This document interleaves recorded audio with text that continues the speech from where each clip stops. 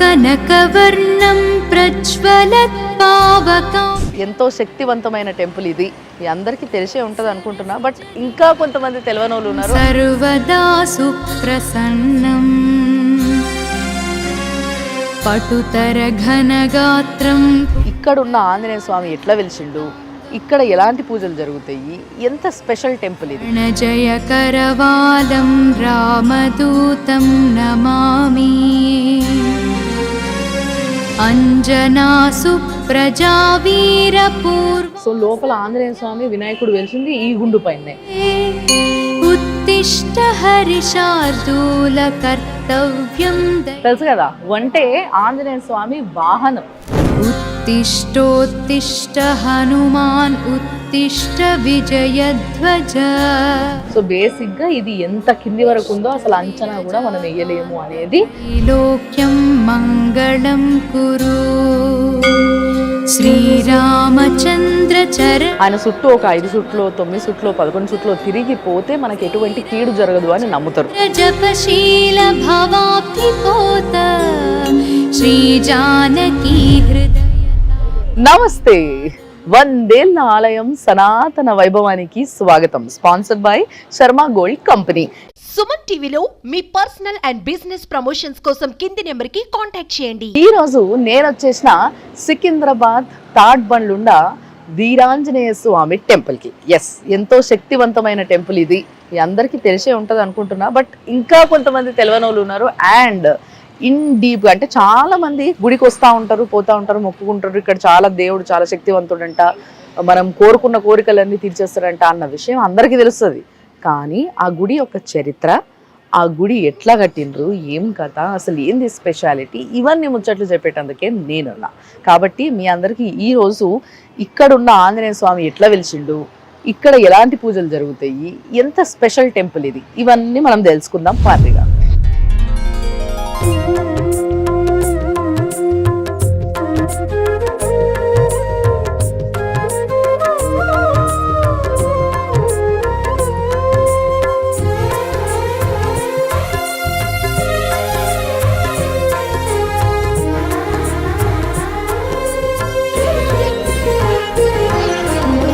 కలియుగమెటులైనా కలియుగమెటులైనా కలదుగా. అస్సలు ఆంజనేయ స్వామి ఆ బయటికి వెళ్ళే కనబడుతుంది తెలుసా. అందుకోసమే చాలా మంది అస్సలు ఇట్లా పక్కకి ముఖం తిప్పుకోకుండా ఈ ముందుకెళ్ళి పోయేటోళ్ళు లోపల ఆంజనేయ స్వామి ముఖం చూసుకొని అంతా శుభం జరగాలని మొక్కుటా పోతున్నారు. సో నేను ఇప్పుడు ప్రస్తుతం గుడి లోపలికి వచ్చిన. గుడి చాలా పెద్దగా ఉంది. ఇంకా ఫస్ట్ నేను మీ అందరికీ ధ్వజస్తంభం చూపిస్తాను.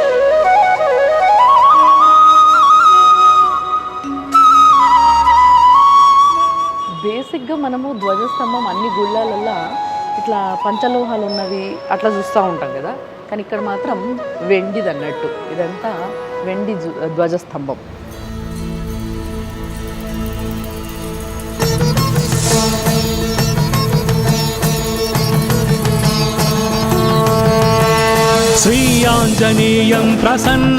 సో లోపలికి రాగానే ధ్వజస్తంభం ముంగట వెండివి క్యామెల్ ఉంది.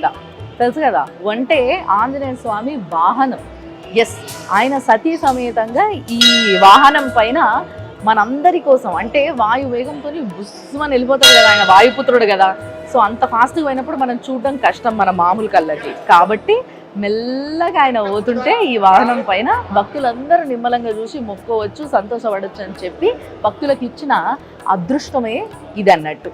సో ఆ వాహనం ఇది వెండితో తయారు చేసింది.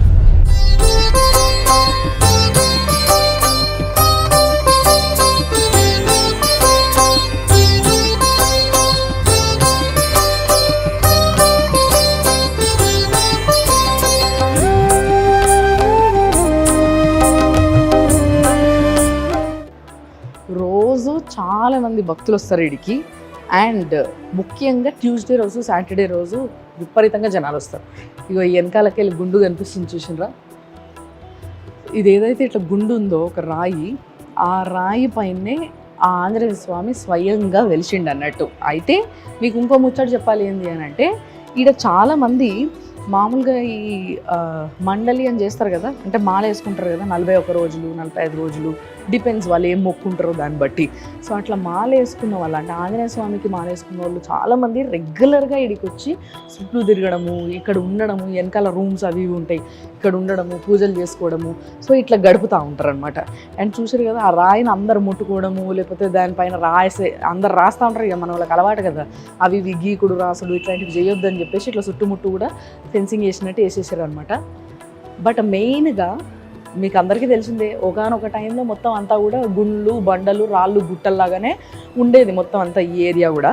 సో అన్న ఒక గుండు పైన వెలిసిండు కాబట్టి మిగతా అంతా మామూలుగా ఏమంటే జనాలు వచ్చేసి ఆక్యుపై చేసేసి ఇల్లులు ఈ షాపులు ఇవన్నీ పెట్టుకున్నప్పటికీ ఒక్క గుండు మాత్రం అట్లే ఉండిపోయింది. అండ్ దాని మీద ఆంజనేయ స్వామి వెలిసిండు కాబట్టి ఆ పూజలు అప్పటి నుంచి జరుగుతూనే ఉన్నాయి. ఎప్పటి నుంచి అనే విషయం నిజంగా మీకు చెప్తే షాక్ అవుతాం. చెప్పనా? త్రేతాయుగం నుంచి. ఎస్, ఈ కలియుగ పురుషుడు కాదు ఆయన, త్రేతాయుగంలో ఆయన ఇక్కడ వెలిస్తే అట్లే అప్పటి నుంచి పూజలు చేయడం జరుగుతూనే ఉంది. సో ఒక చుట్టూ తిరిగి ఇట్లా వచ్చినాం కదా, వచ్చినప్పుడు ఇక లెఫ్ట్ సైడ్ అంటే స్వామివారికి ఇట్లా గర్భగుడికి పక్కనే రాముడు, సీత, లక్ష్మణుడు, ఆంజనేయ స్వామి మంచిగా పాలరాయి విగ్రహాలు ఉన్నాయి. ఎంత క్యూట్, ఎంత ముద్దుగా ఉన్నాయో చూసారు కదా. నిజంగా శ్రీరామనవమి రాబోతుంది కాబట్టి శ్రీరామనవమికి ఈ స్వామికి ఇక్కడ కళ్యాణం చేస్తారు. అసలు మామూలు వైభవంగా చేయరు, అస్సలు మొత్తం బంబాటు ఉంటుంది. అప్పుడు మస్తు మంది ప్రజలు వస్తారు, మస్తుగా భోజనాలు, కళ్యాణం. నిజంగా ఒక వేడుకని, ఒక పెళ్లి వేడుకని ఘనంగా చేసుకుంటే ఎట్లుంటుంది, 2 కళ్ళు చాలవు అంత ఘనంగా చేస్తారు అనమాట. సో అందుకోసమే నేను చెప్పిన కదా, ఆంజనేయ స్వామి కోసమే శ్రీరామచంద్రుడు ఇక్కడ ఉన్నాడు అని చెప్పేసి. సో అందుకోసం ఈయన ఉండాలి కదా కంపల్సరీ ఆయనకి, అందుకోసమే ఇక్కడ ఈయన కూడా ఉన్నాడు అనమాట. బట్ వెలిసింది మాత్రం ఆంజనేయ స్వామి. ఆంజనేయ స్వామితో సహా వినాయకుడు కూడా ఇక్కడ లోపల వెలిసిండు. ఎస్, అదేంటి, ఇదేదో వేరే కనెక్షన్ ఉందే అంటే ఇక్కడ ఏదో ఇంకా స్టోరీ లింక్ ఏదో ఉంది అనే ఫీలింగ్ వస్తుంది కదా, అది నేను చెప్తా. దానికన్నా ముందు ఇంకొంచెం ఇటు వస్తే, అంటే గుళ్ళ మీరు చూస్తే గర్భగుడికి పక్కన రాముడు ఉన్నాడు, ఆ రాముడికి పక్కన శివుడు ఉన్నాడు. ఎస్, సో ఆ ఈశ్వరుడు మరి అంతే కదా. ఆంజనేయ స్వామి అంటే ఎవరు? ఆ రుద్రుడే ఆంజనేయ స్వామి కాబట్టి మరి ఆయన రూపమే కాబట్టి ఆయనను కూడా ఇక్కడ ప్రతిష్ఠించారు అనమాట. సో శివుడికి ఇక్కడ అభిషేకాలు అవన్నీ జరుగుతాయి బాగా, ముఖ్యంగా శివరాత్రి అప్పుడు ఆ టైంలో.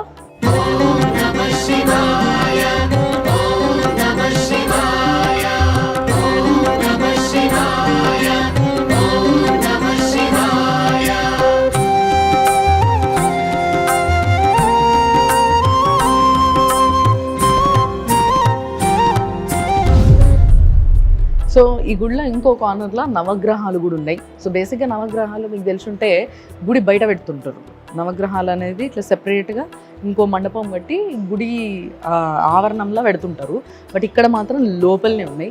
అండ్ మీకు ఇంకో విషయం తెలిసే ఉండాలి, ఆంజనేయ స్వామి పాదాల దగ్గర శనీశ్వరుడు ఉంటాడని. అందుకోసం ఎప్పుడైతే ఏళ్ళనాటి శనులు లేకపోతే అర్ధాష్టమ శనులు ఇలాంటి టైం నడుస్తున్నప్పుడు ఆంజనేయ స్వామికి ప్రతిరోజు వచ్చి ఆయనకి జస్ట్ ముఖం చూపించి ఆయన ముఖం మనం చూసి ఆయన చుట్టూ ఒక 5 చుట్లు 9 చుట్లు 11 చుట్లు తిరిగిపోతే మనకి ఎటువంటి కీడు జరగదు అని నమ్ముతారు. ఎస్, ఎందుకంటే మీకు తెలుసు కదా, ఈ ఏళ్ళనాటి శనప్పుడు అర్ధాష్టమ శనప్పుడు యాక్సిడెంట్లు అయితాయని, దెబ్బలు తగులుతాయని, అంటే ఏదో ఒక విధంగా ఫిజికల్లీ వాళ్ళు ఎఫెక్ట్ అవుతారు అని చెప్పేసి అంటూ ఉంటారు. సో అవన్నీ జరగకుండా ఉండడానికి ఆ వీరాంజనేయ స్వామి అడ్డం పడ్డాడు అనమాట. అందుకోసమే ఆయనని ఆ టైంలో ప్రతిరోజు వచ్చి చూసుకొని పోతే చాలా మంచిది అని నమ్ముతారు. మరి ఇప్పుడు ఆంజనేయ స్వామి ఇక్కడ ఎట్లా వెలిసిండు, ఈ కథ మొత్తం నేను ఒక్కసారి పంతులు గారితో మాట్లాడి ఆయనతోనే చెప్తే చెప్పాలి.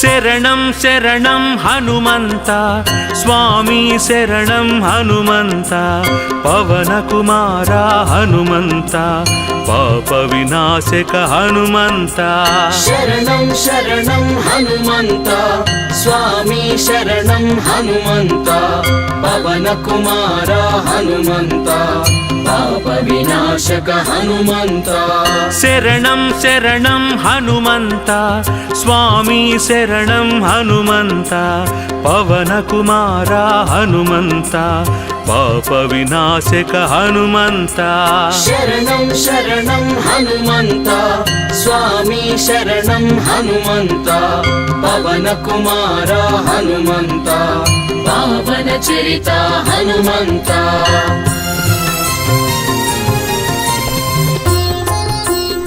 తాడ్బండ్ ఆంజనేయ స్వామి గుడికి ప్రధాన అర్చకులు శంకర్రావు గారు ఆయన ఉన్నారు కాబట్టి ఆయన్నే అడిగి తెలుసుకుందాము. ఈయన ఇక్కడ ఈ దేవుడు స్వయంగా ఎట్లా వెలిచిండ్రు అని. స్వామి నమస్తే. నమస్తే అమ్మ. సో బాగున్నారా? బాగున్నానమ్మా. మరి ఆంజనేయ స్వామి ఇంకా మళ్ళా అదే ఆంజనేయ స్వామి ఏదైతే గుండు ఉందో అక్కడనే వినాయకుడు కూడా కనబడుతుంది. అంటే బేసిక్గా ఇట్లా ఎక్కడ మనం చూడము. అసలు ఇక్కడ స్టోరీ ఏంది, ఈ ఆంజనేయ స్వామి ఇక్కడ ఎట్లా వెలిచిండ్రు?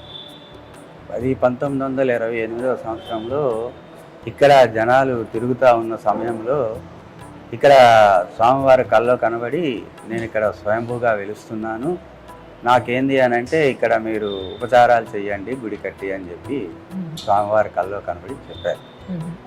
అయితే ఇక్కడ స్వామివారితో పాటుగా వినాయకుడు వెలిశాడు అంటే దానికి ఒక విశిష్టత ఉంది.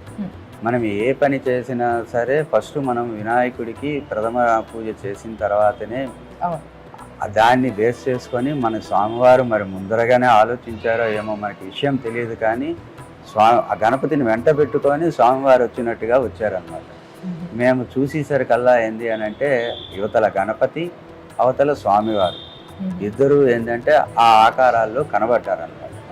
ఆ చూసిన పూర్వీకులందరూ ఏంటంటే ఇట్లా స్వామివారు వెలిశారు అంటే ఈ స్థలం అంతా ఒక అడవిమయంగా ఉండేది. ఈ అడవిమయంలోనున్న స్థలాన్ని ఏంటంటే చుట్టుపక్కల స్థలదాతలు ఏంది అని అంటే దేవుడు అన్నారు కాబట్టి మేము ఈ దేవతార్చనలో అన్నీ చేయలేం కాబట్టి ఈ స్థలాన్ని మొత్తం స్వామివారి పేరుకు రాసేస్తున్నాము అంటే ఇక్కడ వయస్సులందరూ కలిసి తలకింత వేసుకొని ఒక చిన్న షెడ్ వేసి ఈ అడవిని బాగు చేసి అట్లా అట్లా దాన్ని అంచెలంచెలుగా చేసుకొని ఈ స్థితికి తీసుకొచ్చారు. తాడుబందు అని ఎందుకు వచ్చిందంటే ఇక్కడ ఈ చుట్టుపక్కలంతా తాటి చెట్ల మయమై ఉండేది. అందుకు ఆ తాడుబందు భవపాస హరిపురము అన్నది ఒకప్పుడు దీని నానుడి. దాన్ని అట్లా తయారు చేసుకొని చేసుకొని చేసుకొని రాను రాను క్రమేణా ఈ రోజుకి అది తాడుబందు అయిపోయి ఉన్నది అనమాట.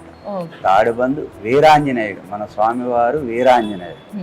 అంటే ఇంకొకటి ఏంటంటే స్వామి ఎక్కడ ఏ ఆంజనేయ స్వామి గుడిలో కూడా మనము చూడని ఒక దృశ్యం ఇక్కడ ఉంటుంది. ఏంటి అని అంటే ఆయన సతీ సమేతంగా విగ్రహాలు ఉంటాయి. అక్కడికి వస్తుంది వీరాంజనేయ స్వామి, దాసాంజనేయ స్వామి, అభయాంజనేయ స్వామి, పంచముఖ ఆంజనేయ స్వామి, ఇట్లా మనం ఏ స్వామిని తీసుకున్న ఆంజనేయ స్వామిని ఆంజనేయ స్వామి ఒక్కడనే చెప్తారు. అవును. కానీ ఆయనకి భార్య ఉన్నది, పెళ్ళయింది.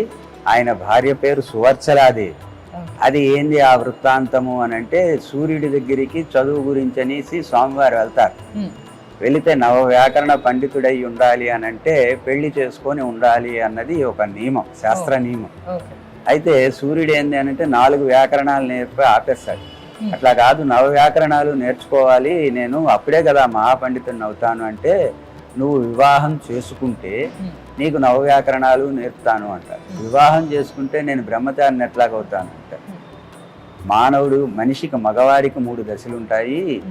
ఒకటి బ్రహ్మచారి, రెండవది గృహస్థ బ్రహ్మచారి, మూడవది వివాహిత సంసారి. అయితే నువ్వు బ్రహ్మచారి, గృహస్థ బ్రహ్మచారి అవు అంటే పెళ్లి చేసుకుంటే నువ్వు గృహస్థుడు అవుతావు. గృహస్థుడైన వాడికి నవవ్యాకరణాలు నేర్పడానికి అర్హత ఉంటుంది. కాబట్టి ఈ లెక్క ప్రకారంగా నువ్వు పెళ్లి చేసుకో అని అంటే అప్పుడు సువర్చలాదేవిని పెళ్లి చేసుకుంటే సువర్చలా సహిత వీరాంజనేయ స్వామి. అయితే పెళ్లి చేసుకుంటే ఎవరైనా పెళ్ళాం ఊరుకుంటుందా? ఊరుకోదు కదా. నేను పెళ్లి చేసుకున్నాడు నువ్వు నేర్చుకోవడానికా, నన్ను బ్రహ్మచారికి ఉండడానికా? కాదు, ఈ కల్పంలో పెళ్లి చేసుకుంటే వచ్చే కల్పంలో మీ ఇద్దరికి లోక కళ్యాణార్థం వివాహం జరుపుతారు అంటారు. అందు గురించని జ్యేష్ఠ మాసంలోని వచ్చే త్రయోదశికి స్వామివారికి కళ్యాణం జరుగుతుంది. అట్లానే ఏంది అనంటే మనకి ప్రధాన ఆలయం ఆంజనేయ స్వామి.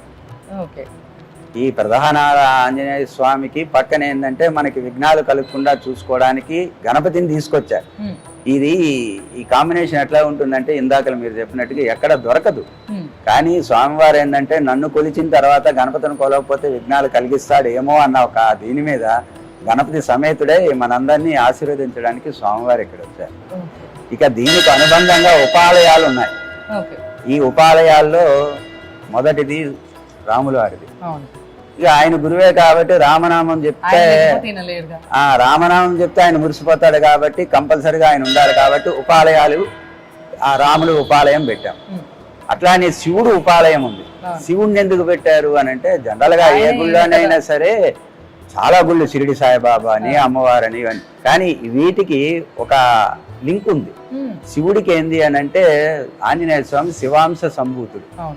సో ఆంజనేయ స్వామిని కొలిచినా శివుణ్ణి కొలిచినా ఒకటే. అలాంటప్పుడు మళ్ళీ ప్రత్యేకించి ఎందుకు పెట్టాలి అని అంటే కాదు, వచ్చే భక్తులు ఏంటంటే లింగంలో పూజిస్తే ఆనందం వాళ్ళకి వేరే ఉంటుంది కాబట్టి ఈయన ఇదే ప్రతిరూపమే కాబట్టి శివుణ్ణి పెట్టారు. అట్లానే నవగ్రహాలను ఎందుకు పెట్టారు, ఈయనకు ఉపాలయంగా నవగ్రహాలను ఎందుకు పెట్టారు అంటే ఆంజనేయ స్వామి అడుగుతాడు, నన్ను కొలిచిన వాళ్ళకి నీ యొక్క పీడ ఉండకూడదు, వాళ్ళకి ఉపశమనం ఉండాలి అని. అంటే అప్పుడు శనీశ్వరుడు సరే స్వామి అని చెప్తాడు. అందుకు ఈ గుడిలో నవగ్రహాలని పెట్టితే ఈయన గుడిలో నవగ్రహాలని కొలిస్తే ఎటువంటి ఈతి బాధలు కానీ ఎటువంటి కష్టాలు కానీ ఉండవు అన్న దాని గురించి ఈ 4 ఉపాలయాలకి ఉన్న ప్రత్యేకత అది అనమాట. రెండవది, మనం ఎక్కడైనా నవగ్రహాల గుడికి వెళ్ళి ప్రదర్శనలు చేసి బయటికి వెళ్ళి కాలు కడుక్కొని కానీ ఒక్క ఆంజనేయ స్వామి గుడిలో మాత్రము కడుక్కోక్కర్లేదు. నవగ్రహాలు ప్రదర్శన చేసి ఆంజనేయ స్వామికి దండం పెట్టుకున్నారు అని అంటే వాళ్ళు ముక్తి పొందినట్టుగా, కాబట్టి దానికి పర్వాలేదు. ముందు నవగ్రహాలకు తిరిగి వచ్చిన తర్వాత ఆంజనేయ స్వామి దర్శనం చేసుకోవచ్చు, కానీ ప్రత్యేకించి వెళ్ళి కాలు కడుక్కునే అవసరం లేదు. అట్లానే శనీశ్వరుడికి మనము శని త్రయోదశి నాడు అభిషేకం చేస్తాం. జనరల్ గా ఎక్కడైనా అభిషేకం చేసి ఇంటికి వెళ్ళి స్నానం చేస్తాం శని త్రయోదశి. కానీ ఈ గుడిలో ఉన్నది, ఈ గుడి అనే కాదు, ఆంజనేయ స్వామి గుడికి సంబంధించిన నవగ్రహాలు ఏదున్నా అక్కడ మనం చేస్తే స్వామివారి అనుగ్రహం ఉంటుంది కాబట్టి అక్కడ అభిషేకం చేసుకొని ఇక్కడ దర్శనం చేసుకుంటే మళ్ళీ మనం ఇంటికి వెళ్ళి స్నానం చేసుకునే అవసరం ఉండదు. అది ఆంజనేయ స్వామికి నవగ్రహాలకి లింక్. అసలు ఇంత లింక్ ఉందన్న విషయం ఇక్కడ రెగ్యులర్ గా వచ్చే భక్తులకు కూడా చాలా తక్కువగా తెలుసు అనుకుంటా. అట్లానే ఆంజనేయ స్వామికి శివుడికి ఉన్న లింకు, అట్లానే ఆంజనేయ స్వామికి రాముల వారికి ఉన్న లింకు. మరి ఈ గుళ్ళో ముఖ్యంగా మనకి హనుమాన్ జయంతి కానీ లేకపోతే శ్రీరామనవమి కానీ చాలా వైభవంగా చేస్తారు కదా, సో ఆ టైంలో ఏంటి స్పెషల్? మనం జనరల్గా మీ పుట్టినరోజు నా పుట్టినరోజు వచ్చింది అనుకోండి, ఒక కేక్ కట్ చేస్తాము, 4 ఫ్రెండ్స్ వస్తారు, తింటారు, వెళ్ళిపోతారు. అదే మీరు ఐఏఎస్ పాస్ అయ్యారు, నేను ఐఏఎస్ పాస్ అయ్యాను అనుకోండి, ప్రపంచం మొత్తము దాన్ని ఒక పెద్ద వేడుకగా చేసుకుంటారు. జనరల్గా ఆంజనేయ స్వామి పుట్టినరోజు వైశాఖ మాసంలో, చైత్ర మాసంలో చైత్ర పౌర్ణమి నాడు ఆంజనేయ స్వామి విజయం సాధించిన రోజు కాబట్టి చైత్ర పౌర్ణమి విజయం సాధించాడు కాబట్టి ఈ విజయాన్ని ఏంటంటే ప్రపంచం మొత్తము పండగగా జరుపుకుంటుందా. హనుమ జయంతి అన్నది ఒక నామకరణం దీనికి తీసుకొచ్చి పెద్ద పండగగా చేసుకుంటున్నారు. అంటే స్వామివారు ఏంది అని అంటే ఈ రాముల వారిని లక్ష్మణుని బ్రతికించి సీతమ్మ జాడ తెలుసుకొని రాముల వారికి తెలిపి పెద్ద విజయాన్ని చేకూర్చాడు కాబట్టి ఈ విజయోత్సవాన్ని జయంతిగా ప్రపంచం మొత్తం చేసుకుంటుంది. అట్లానే హనుమ జయంతి నాడు ఏంటంటే ఆయన పుట్టినరోజు ఏంటంటే ఎక్కడ ఉన్నవాళ్ళు అక్కడ, ఈ వాడవాడలు ఉంటుంది కాబట్టి వాడవాడలో ఎక్కడున్న గుడిలో అక్కడ హనుమ జయంతి వేడుకలు జరుపుకుంటారు. కానీ ఈ హనుమతి విజయోత్సవాన్ని మాత్రము ప్రతి ఎక్కడ వాడలో ఆ గుడి నుంచి ఈ గుడికి వస్తారు, ఈ గుడి నుంచి ఇంకో గుడికి వెళ్తారు. ఇట్లా ఏంది అని అంటే ఎక్కడికెక్కడికో తిరిగి మన స్వామివారు గెలిచారు అన్న చాటి చెప్పుకునేటట్టుగా పెద్ద పెద్ద. ఈ గుడి దగ్గర ఇంకొక స్పెషాలిటీ ఏంటంటే కొత్తగా కొన్న బండ్లన్నీ కూడా ఇక్కడ పూజకు వస్తాయి. మామూలుగా కొన్ని స్పెషల్ గా కొన్ని గుళ్ళు ఉంటాయి. ఇప్పుడు మనకి జూబ్లీ హిల్స్ లో ఉన్న పెద్దమ్మ గుడి కావచ్చు, ఇక్కడ ఈ స్వామి గుడి కావచ్చు. ఈ మెయిన్ గా ముఖ్యంగా నాకు తెలిసి హైదరాబాద్ లో మాక్సిమం బండ్లు ఇక్కడికే వస్తాయి పూజకి. Okay sir, thank you so much.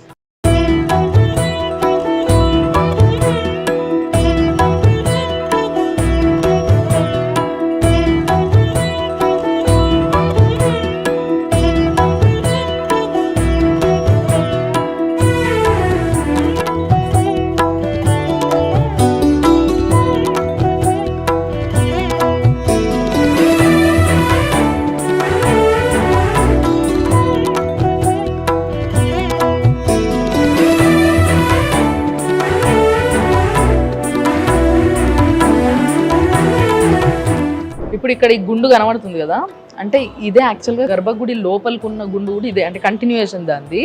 So లోపల ఆంజనేయ స్వామి వినాయకుడు వెలిసింది ఈ గుండు పైనే. అయితే వీళ్ళు ఈ గుడి కట్టేటప్పుడు దీనికి కింద ఫౌండేషన్ కోసం అని తోతారు కదా, సో అట్లా తవ్వినప్పుడు ఈ గుండె ఎంత పెద్ద ఉందో దానికి 3 రెట్లు లోతుకి తవ్వినా కూడా ఆ గుండె ఇంకా అయిపోతలేదంట.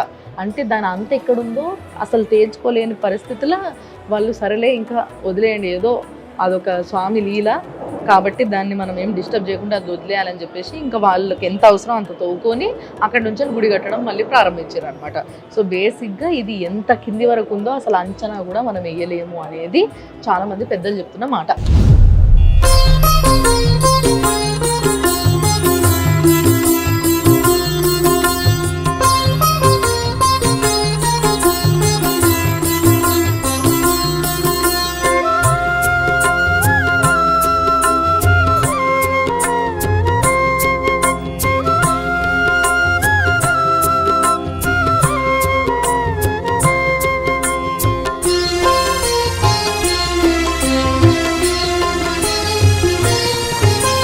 శరణం శరణం హనుమంత స్వామి శరణం హనుమంత పవన కుమార హనుమంత పాప వినాశక హనుమంత శరణం శరణం హనుమంత స్వామి శరణం హనుమంత పవన కుమార హనుమంత పాప వినాశక హనుమంత శరణం శరణం హనుమంత స్వామి శరణం హనుమంత పవన కుమార హనుమంత పాప వినాశక హనుమంత శరణం శరణం హనుమంత స్వామి శరణం హనుమంత పవన కుమార హనుమంత పావన చరిత హనుమంత